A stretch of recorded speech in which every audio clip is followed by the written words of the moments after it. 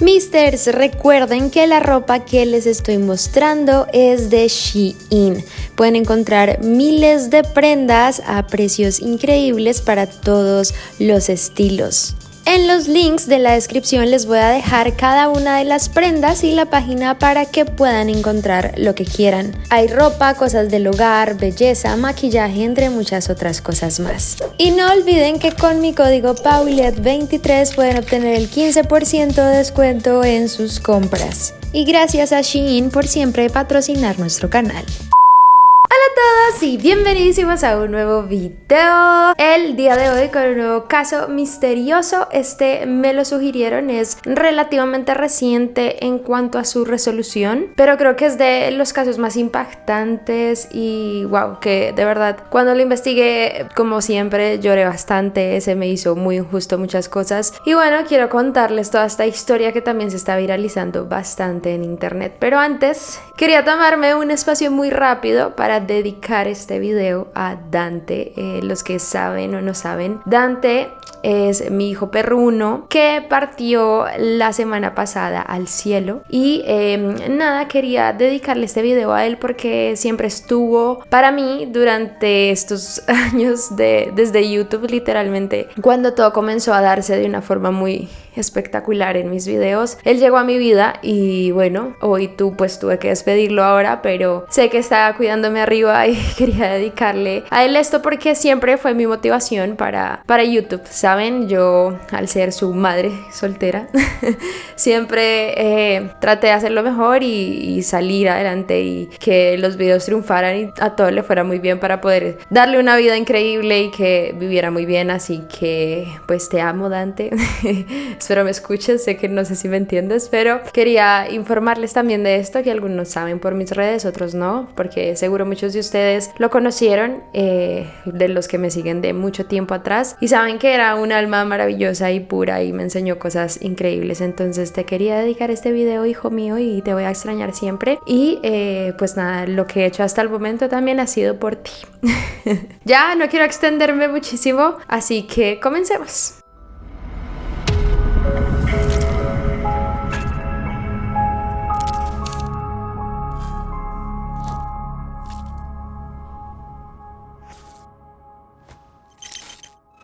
El caso de Maya Kowalski.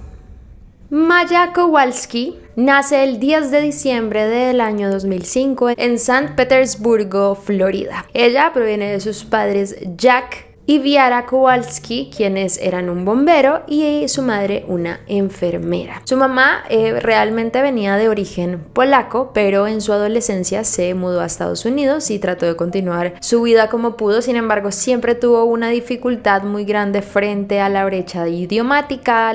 Pues era un poco difícil para ella hablar inglés. Nunca realmente perdió el acento que tenía de su país de origen, pero al final sorteó como esas dificultades y logró terminar su escuela y eventualmente graduarse como enfermera. Tiempo después ella conoce al que se convertiría en su esposo, Jack. Se casaron y siempre quisieron hijos, pero desde el primer momento fue un tema un poco complejo. No era tan fácil concebir un bebé. Tuvieron varios procesos médicos, varias cosas donde incluso llegaron a pensar que no lo lograrían, pero finalmente tras muchos intentos ellos logran dar a luz a su primera hija, que sería Maya. Eventualmente también tuvieron un segundo hijo llamado Kyle y ambos realmente tuvieron una infancia completamente normal, muy tranquila, una familia muy unida, la verdad, sin muchas cosas inusuales que yo les pueda comentar acá en lo absoluto. Eran muy unidos, muy felices, saludables, relaciones normales. Sin embargo, llegó un momento en que la vida de ellos cambió y acá vamos a entrar a los hechos de este caso, que realmente es prácticamente el caso completo, donde pues les contaré la historia de lo que vivieron los Kowalski hasta el día de hoy. Era un fin de semana del Día de Independencia en Estados Unidos, un 4 de julio del año 2015. Ella, Maya, y su hermano Kyle estaban jugando en el nuevo lugar que ellos habitaban con la familia, se llama Venice, Florida, con bengalas, celebrando pues este día especial. Cuando repentinamente Maya comienza a sufrir un sorpresivo ataque de asma, algo que realmente nunca le había dado, así que pues sus papás, bastante alertados, deciden llevarla al hospital. Sin embargo, cuando ya estaba en el hospital, la estaban atendiendo y bueno, le estaban recuperando de este ataque de asma, ella comienza a presentar como un dolor muy punzante y ardiente en sus piernas y en sus brazos, en sus extremidades en general. Algo que pues no lograban hallar una solución. Ella igual, después de que se recuperó un poco, fue de vuelta a casa. Ellos continúan con la vida, pero de alguna forma pasaron algunas semanas con estos dolores constantes que tenía y eventualmente Maya ya comenzó a dejar de caminar y poderse mover. Pasó algo muy particular y es que también sus pies comenzaron a retractarse hacia adentro, así como de esta forma, en esta posición, y comenzó a tener diferentes lesiones en su cuerpo retractándose también de forma tal que ya ni siquiera se podía poner de pie. Ella, además de eso, todas las noches no podían dormir casi porque Maya se retorcía del dolor de una forma impresionante. Gritaba, lloraba, trataban de calmarlo. Incluso, pues como les comenté, Beata era enfermera, pero dentro de toda su vida laboral ella nunca había visto a alguien que tuviera un dolor tan fuerte como el que Maya presentaba. Y así comienza una aventura de los Kowalski por intentar buscar diagnóstico. Ellos se dirigen a múltiples doctores, dicen que más o menos unos 30, para tratar de entender qué era lo que pasaba con Maya, y era muy difícil, no lograban hallar una respuesta. La llevaron a diferentes hospitales, especialidades, pero nadie lograba entender realmente qué era lo que tenía. En uno de estos procesos, donde la llevaron a un lugar específico, ellos se encontraron con una familia que tenía un hijo con síntomas muy similares, y pues la madre le dijo a Beata como: mira, mi hijo realmente tiene algo muy similar, ¿por qué no le das el chance de ir a donde el doctor que te voy a decir para ver si puede ser algo parecido a lo que él tiene? Lo llevan así a un médico llamado Anthony Kirkpatrick, quien era un hombre que estudió en la Universidad de Tampa y era un especialista en algunas enfermedades tales como el CRPS. El CRPS, o en inglés Complex Regional Pain Syndrome, o en español, síndrome de dolor regional complejo. Básicamente es una enfermedad en donde hay un dolor crónico en el paciente y comienza a través de las extremidades, comienza a expandirse alrededor del cuerpo, y lo que hace es hacer que el cuerpo pierda sensibilidad, comience a haber una rigidez en este mismo, y poco a poco genera una atrofia muscular que va dañando los tejidos y hace cosas como pues que la gente ya no pueda caminar, bueno, una serie de consecuencias. Según incluso muchas investigaciones, este síndrome específico es el más doloroso del mundo. Ocupa el número 1 en la lista de índice de dolor del Dr. McGreal. ¿Qué pasa? Que muchas veces le dicen a esta enfermedad el síndrome del suicidio, ya que hay muy pocos tratamientos y la gente básicamente tiene que vivir con esto para toda su vida. El doctor hace un examen completo de Maya, de sus extremidades, bueno, todo su procedimiento, y efectivamente le encuentra en ella un diagnóstico con este síndrome. ¿Qué pasa? Que tras el avance que este doctor había tenido con muchos pacientes que tenían el mismo síndrome, él había encontrado una droga muy efectiva para contrarrestar los síntomas que tenían, y esta es la famosa droga del club en su momento, que es la ketamina. Esta droga en específica la utilizan para este síndrome, pues tiene un alto nivel de aminoácido glumático y ketamina, lo que hace una inhibición del sistema nervioso y se disminuya casi por completo pues el sentimiento del dolor. Como esta droga llega al cerebro, esta reinicia, por así decirlo, completamente el servicio que tenemos en nuestro cerebro y hace que el cerebro ya no envíe señales relacionadas con dolor. Pero ¿qué pasa? Que había una particularidad del caso de Maya, porque no todos eran exactamente iguales, y es que ella necesitaba dosis bastante altas de este medicamento para poder sortear el dolor que ella estaba sufriendo. Él tenía este síndrome en varios pacientes, pero muy pocos había llegado a tener que llegar al extremo que tuvo con Maya. Ella tuvo que recibir más o menos por 3 o 4 semanas infusiones de ketamina, e incluso el doctor ya le propuso en un momento un tratamiento mucho más fuerte, que era inducir a Maya en un coma a través de la ketamina. Esto reiniciaría completamente el cerebro e inhibiría el dolor que ella estaba sintiendo, y era como uno de los métodos más efectivos que él tenía para solucionar este tema. Y así fue, ellos tuvieron que hacer todo este proceso, incluso lo hicieron en México para que saliera mejor y un poco más económico, porque les tocó hacer muchos sacrificios, eran sesiones bastante costosas, creo que le costaba alrededor de $10,000 poderlas hacer, y obviamente el seguro no las cubría. Entonces ellos hicieron un gran sacrificio, la mamá trabajaba más turnos para lograr que ella se sintiera un poco mejor, y después de que termina sus 5 días bajo coma logran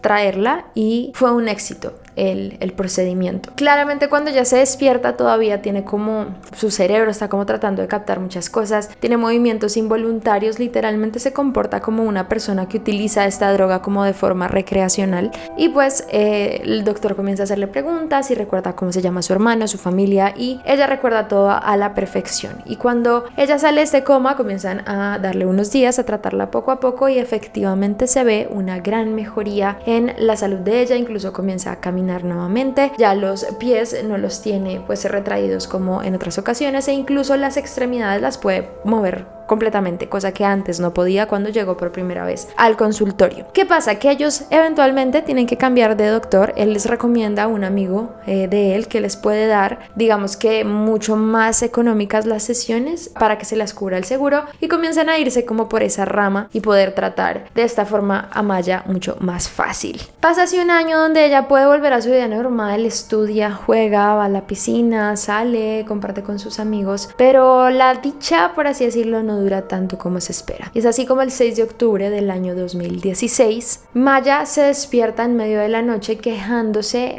nuevamente de dolor. Esta vez ella siente un dolor específicamente en el abdomen que no la deja, o sea, un dolor muy fuerte, llora, grita, bueno, cosas muy similares a como estaba antes. Y para este momento también estaba ocurriendo un huracán que pues azotó la costa de Florida, cosa que era difícil moverse de un lugar a otro, así que sus padres deciden ir a un hospital que estaba cercano a ellos, que era el Johns Hopkins Old Children's Hospital. Vamos a empezar a hablar de este hospital bastante, entonces para que se graben el nombre yo lo voy a llamar como el Old Children's Hospital para que lo tengan en mente, ¿vale? Claro, ellos llegan a la sala de urgencia, le comentan pues el dolor que ella tiene, pero su mamá ya sabía cómo proceder en estos casos. Claramente sabía las cantidades de medicamento que debían darle y cómo manejar el dolor en ella, así que su mamá claramente un poco estresada, y también el hecho de que ella no podía dominar muy bien el idioma aún, casi que les daba órdenes y les decía qué hacer a los doctores. Y creo que esto es un tema, no sé, de egos, o no sé cómo funciona muy bien en el tema clínico, pero muchos de ellos no se lo tomaron a bien, como que esta señora, porque me viene aquí a decir qué debo hacer de alguna forma, y comenzó como una especie de contradicción entre los médicos, además de que les parecía completamente absurdo que la niña recibiera una dosis tan grande de ketamina. Claramente los miligramos que ella tenía que recibir son algo completamente inusual en cualquier caso, y obviamente hacen que el doctor se pregunte como, ok, ¿por qué razón tendríamos que dar esto de esta forma? Así que los doctores comenzaron a tratar a la niña, tenía bastante dolor, pero también tenían a la mamá intentando decirles qué hacer, porque ella ya sabía cómo deberían manejar el procedimiento. Ustedes saben que una vez dentro de un hospital el paciente es muy difícil que pueda salir fácil, a no ser que tenga ciertas autorizaciones y se vaya a otro lugar, así que tuvieron que atenderla ahí sí o sí de alguna forma, y no podía salir hasta que se dijera lo contrario. Con todo este estrés que ellos estaban viviendo, el hospital también había tenido varios casos en donde habían actitudes sospechosas de algunos padres frente a sus hijos. Creo que estos casos ya los hemos hecho antes, como por ejemplo el caso del Didi Gypsy, ustedes ya habían visto algo similar. Y algunos médicos comenzaron a hablar de que probablemente la mamá de Maya lo que realmente estaba presentando era como una especie de síndrome también llamado Munchausen. Y básicamente este diagnóstico refiere a una persona que hace que alguien se enferme o actúa como enfermo, pero en este caso hace que su hija parezca enferma para recibir compasión y cuidado de otras personas. Incluso durante el proceso pueden enfermar a una persona realmente para sentir que la gente tenga compasión con ellos, los ayude, entre otras cosas. Esto es algo más común de lo que se piensa y realmente en Estados Unidos se ha evaluado muchísimo este tema. Entonces los médicos comienzan a sentirse un poco incómodos con la actitud de la mamá de Maya, con que llegue a imponer de esa forma y pues todo este pasado que tenían antes, así que ellos hacen una llamada a una mujer llamada Sally Smith.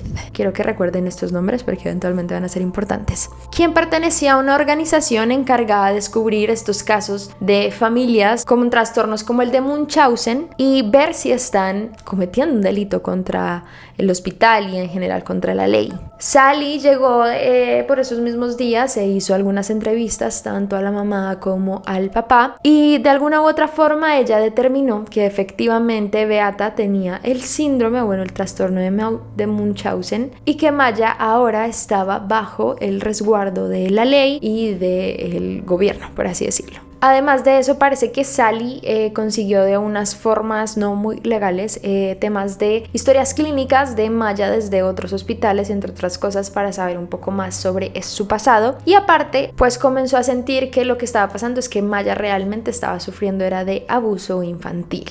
Al mismo tiempo, los doctores con los que Maya fue tratada anteriormente son contactados por Sally y ellos obviamente le hacen una advertencia como: mira, esta niña realmente sí está diagnosticada con este síndrome, lo mejor es que le proporcionen la cantidad de medicina que se le dice, pues esto ya está diagnosticado desde antes. Incluso le manda uno de los doctores en la siguiente nota a Sally. Advertía a la doctora Smith sobre acusar a un miembro de la familia de conducta criminal mientras avanza con su investigación. Podría resultar en un daño innecesario y permanente al niño y la familia. Básicamente él le alertó y le dijo que si la niña continuaba con dolor esto podría ser una consecuencia fatal para todos y que por favor le ayudara a la familia realmente. Pero ¿qué pasa? Que durante estos días el hospital decide tomar una medida muy específica y es poner cámaras en el cuarto de la niña. Esto con el objetivo de ver si ella estaba montándose un teatro, por así decirlo. Y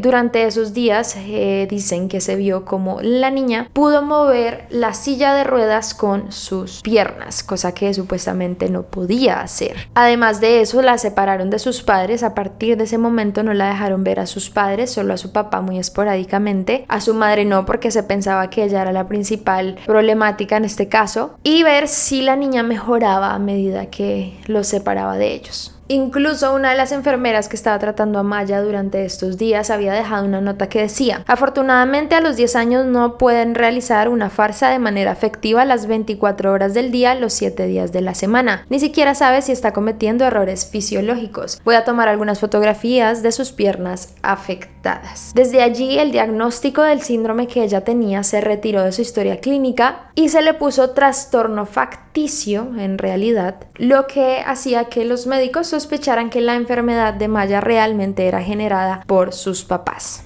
Y aquí es donde todo comienza a volverse una bola de tensión muy grande y pues una negligencia enorme por parte del hospital. Maya de alguna forma mejoraba, pero de otras formas no. Ellos nunca le proporcionaron las dosis que ella necesitaba del medicamento y no presentaba una mejoría muy rápida. Además de eso tuvo que quedarse sola, no podía ver a sus papás, como les comento, solo de vez en cuando a su padre y muy de vez en cuando le lograron otorgar llamadas para hablar con su mamá. Claramente Beata, en su conocimiento de cosas de enfermería y de casos, ella comenzó a documentar todo el proceso desde que ella entró en el hospital. Hubo notas, cuadernos llenos de horas, días, lugares, medicinas, personas con las que hablaba, cosas que le decía a su hija, grabó todas las llamadas que hacía con el personal, con su hija y con los abogados, un montón de cosas para tener como un testimonio de lo que estaba ocurriendo en esta situación. A ella le dejaban hablar con su hija por momentos, pero no le permitían, por ejemplo, preguntarle cosas de cómo estaba, qué medicamento estaba tomando, si se sentía mejor o no, cosa que era realmente atroz porque si estás con una persona que está muy enferma quieres saber cómo sigue, pero estas cosas no se las podía preguntar e incluso todo el tiempo tenía al lado la niña a una mujer llamada Kathy Betty.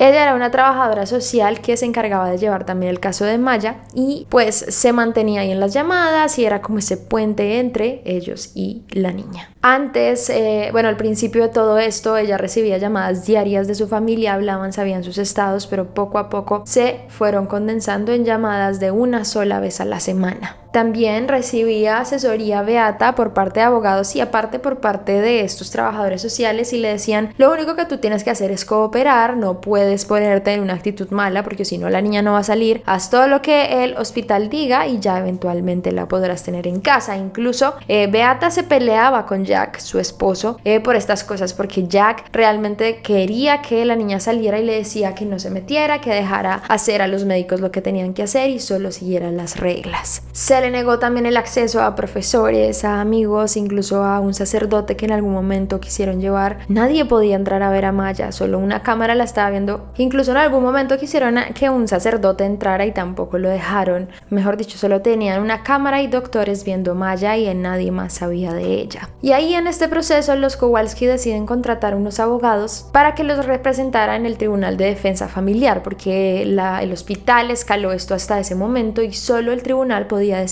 si los padres podrían visitar a la niña, especialmente en este caso la mamá. Sin embargo, pasaron muchos meses, pasaron 3 meses, se perdió Navidad, se perdió Halloween, se perdió su cumpleaños, entre muchas otras fechas importantes junto a su familia, porque constantemente se aplazaba y se aplazaba la audiencia, por así decirlo. Y fue para enero de 2017 donde ocurrió uno de los hechos más importantes dentro de este caso, que después lo hablaremos más adelante, pero fue clave a la hora de pues todos los procedimientos. Maya tenía que viajar a otro hospital para hacerles unos procedimientos y también para otra audiencia que tendrían pues respecto al tema de sus papás, y el hospital de alguna forma quiso como saldarse frente a las heridas o lo que ella pudiese tener para que no le echaran la culpa a ellos después de cosas particulares. Es así como Betty, la trabajadora social, y una enfermera obligan a Maya a quitarse la ropa para tomarle unas fotografías. Ella obviamente no lo acepta, dice que no quiere, pero es ahí donde entra Betty con esta enfermera y forcejean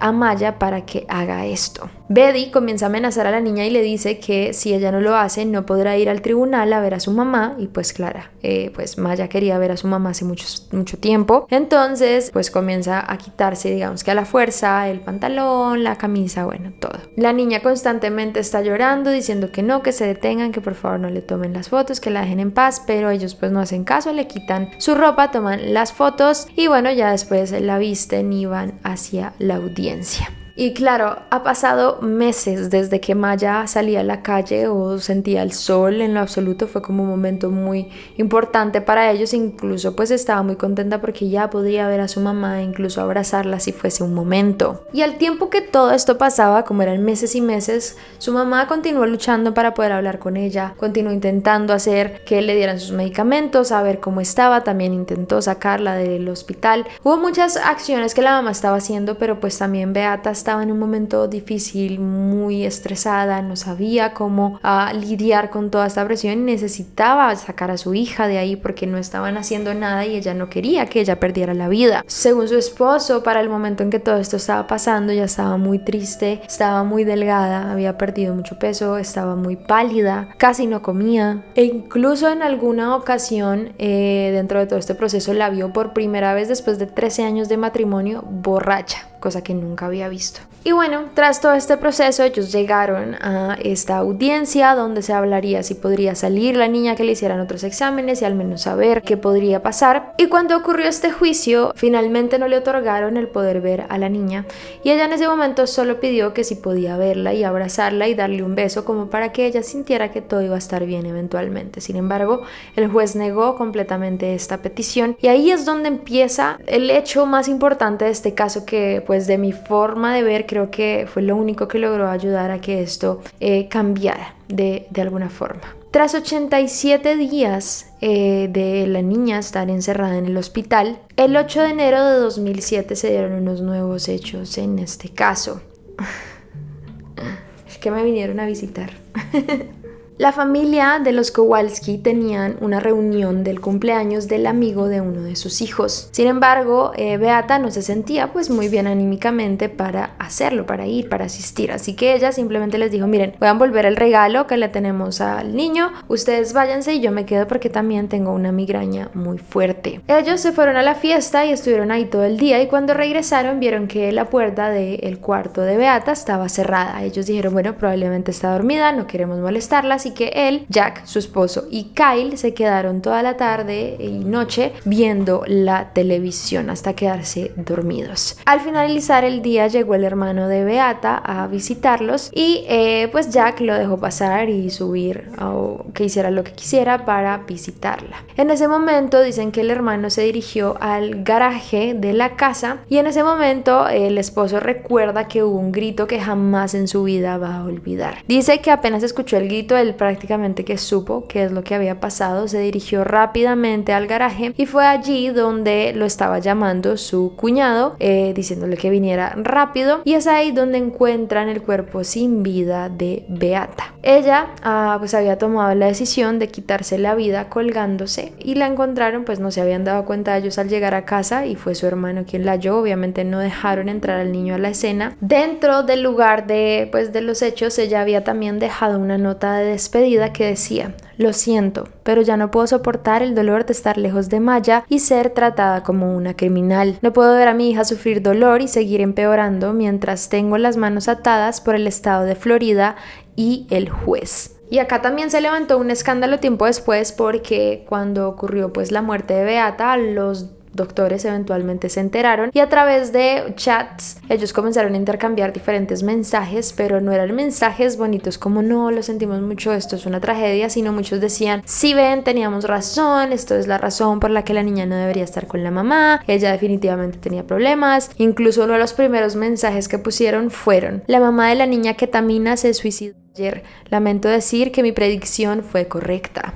El padre de Maya tiene que llevarla a una habitación aparte, le comenta las cosas que ocurrieron y bueno, esto es un momento muy difícil. Imagínate tú ser una niña que está encerrada también en un hospital hace meses y no ves a tu mamá, es tu mayor ilusión y lo último que sabes es que ha perdido la vida. Y acá comienza como un debate muy grande porque la gente decía que ella no tenía ninguna enfermedad mental, incluso Beata se decidió a hacer unas pruebas mentales que le habían exigido para poder ver a su hija y se había comprobado que ella no tenía en absoluto el síndrome, bueno, el trastorno que decían de Munchen, pero que ella sí estaba sufriendo de un trastorno de adaptación, pues por el hecho de que su hija no estuviese con ella. Claro, la familia lleva nuevamente al hospital, por así decirlo, a los juzgados para poder intentar nuevamente que Maya salga, y la exigencia más grande que ellos quieren hacer es que la dejen salir para ir a hacer los exámenes con un doctor en Rhode Island y que él diga si sí efectivamente tiene el síndrome que decían o no. El juez, cuando revisó esta causa, recibió una carta que había dejado Beata antes de morir y que le había indicado en el sobre que por favor se la entregaran específicamente a él. En la carta decía algo así como: tu corazón está hecho de iceberg. ACH y DCF han destruido a mi hija física y mentalmente. Mi hija nunca será quien era antes del 13 de octubre de 2016. Dicen que parece que él leyó esta carta, la dobló, no dijo nada y simplemente autorizó para que llevaran a la niña a hacer los exámenes con el doctor que le habían pedido. Pradeep Chopra fue el doctor que la atendió y él hizo los exámenes pertinentes donde efectivamente confirma que Maya sí sufría del síndrome CRPS. Él finalmente lo diagnostica y lo avala y retira, digamos que la historia clínica de Munchausen que decían los médicos que supuestamente tenía la niña. Claro, esto hizo que inmediatamente el hospital tuviera que liberar a la niña y su padre se la llevó a casa. Y ahí fue un momento muy difícil porque esto fue en cuestión de días donde pues ya digamos que Maya pudo ir al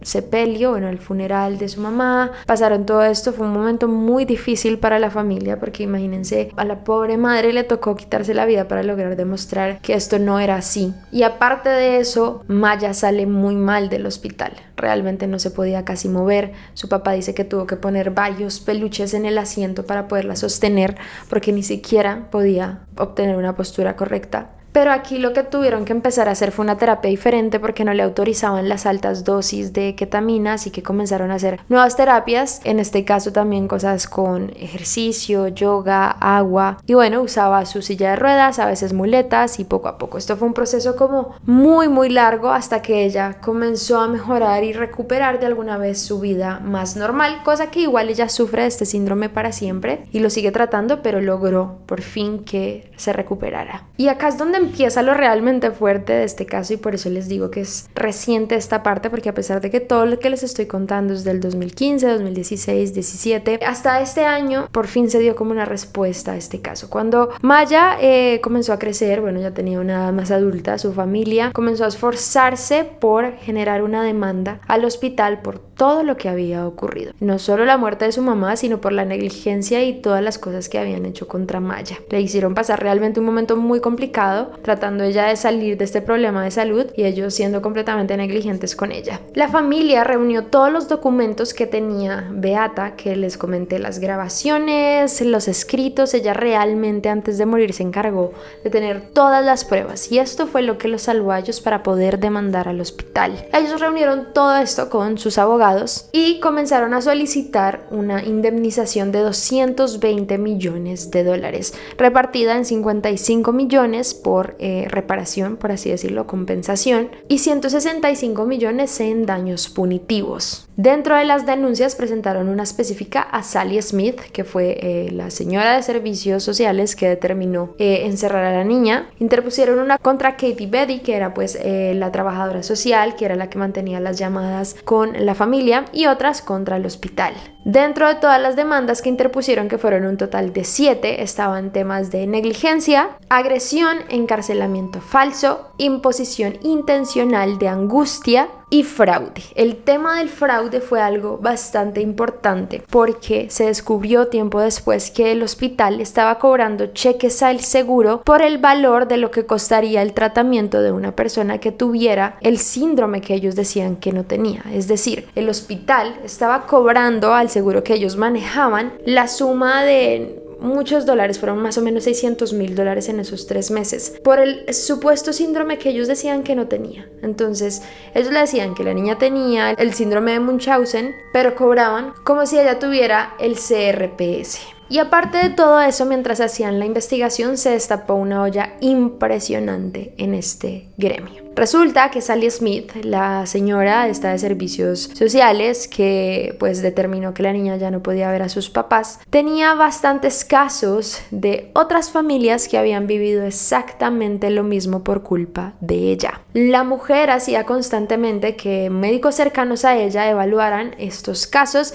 y determinaran que la familia estaba intentando falsificar enfermedades de sus hijos para obtener beneficios, cosa que eran completamente falsa en la mayoría de los casos. Los papás no estaban falsificando nada y los niños sí requerían de ayuda. Incluso en algunos de los casos los niños perdieron la vida. Se había hecho un recuento y habían más o menos 19 familias del condado de Pinellas, que era donde ella ejercía, que habían tenido el mismo problema que los Kowalski con la señora Smith. Incluso de esos 19 habían 12 casos donde ella resolvió rápido quitar los cargos de abuso de los padres para no pasar en procesos legales con ellos. Se descubrió además que ella había atendido más de 3,000 casos y eso era muy complicado encontrar cuántas otras familias habían sido afectadas, pero nunca denunciaron porque no tenían los recursos. Cuando allá la entrevistaban respecto a defenderse pues de estas acusaciones, ella decía lo siguiente: vi docenas de niños que fueron literalmente asesinados a golpes, vi cientos de bebés y niños que fueron asesinados o mutilados por traumatismos craneales abusivos, vi cientos de bebés y niños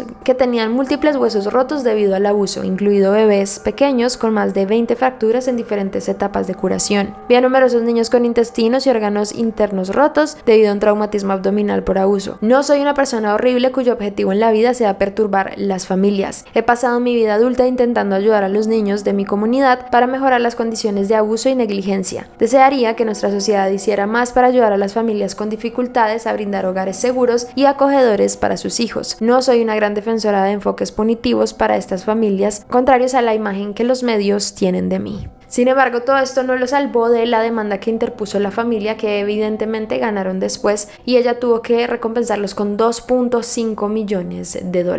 Aparte de eso, porque ella también violó una ley de privacidad donde ella no podía ver las historias clínicas de otros lugares de Maya, y lo había hecho de forma ilegal, así que todo eso entró también dentro de la denuncia. En cuanto a Kate Beatty, ella se le retiró finalmente los cargos pues por lo que le habían puesto, porque tenía que ver con relación con el hospital y ella no tenía mucho que ver, que ella no había hecho cosas, como que logró soldarse de esta demanda, pero la demanda como tal contra el hospital continuó, y fue en más o menos 2 años donde esta demanda no se pudo presentar ante el juez, pues el hospital también presentó unos abogados muy buenos que comenzaron a aplazar y aplazar los juicios, a aplazar más de 10 juicios, como que les decían el juicio será pronto, y luego llegaba el día y les decían no, ya hoy no es el juicio, ya no es el juicio, y lo aplazaron durante muchos meses y años. Pero finalmente este año 2023, el mes de septiembre, se logró dar el juicio final que determinaría la decisión del juez y del estado frente al caso de Maya Kowalski. Tras una deliberación muy larga y con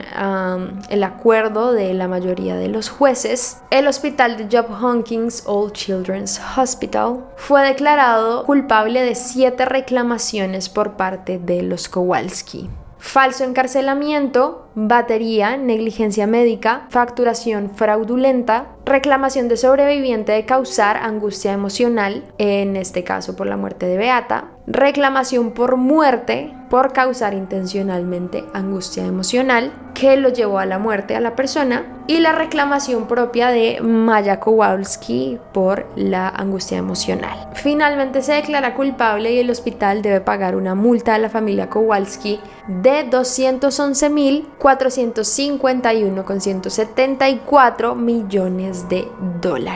El hospital de Johns Hopkins después de esto emitió un comunicado que decía: agradecemos al jurado por su tiempo y su atención durante este juicio y tenemos la intención de presentar una apelación basada en errores claros y perjudiciales a lo largo del juicio y en la conducta deliberada del abogado del demandante que engañó al jurado. La evidencia mostró claramente que Johns Hopkins All Children's Hospital siguió la ley de denuncia obligatoria de Florida al denunciar sospechas de abuso infantil, y cuando esas sospechas fueron confirmadas por el Tribunal de Distrito, cumplió plenamente con el Departamento de Niños y Familia y las órdenes judiciales. Como pueden ver, el hospital está ahorita interponiendo pues como una contrademanda, una apelación a el veredicto final que se dio en este caso, que yo veo la verdad un poco complicado que ganen, porque hay muchos testimonios y testigos de otras personas que pasaron por cosas muy similares, y a la final personas que hayan tomado esta decisión que no trabajaran directamente con el hospital estuvieron involucradas allí, y los doctores fueron los que avalaron esto. Además, todo esto llevó al suicidio de una pobre mujer que lo único que buscaba realmente era que su hija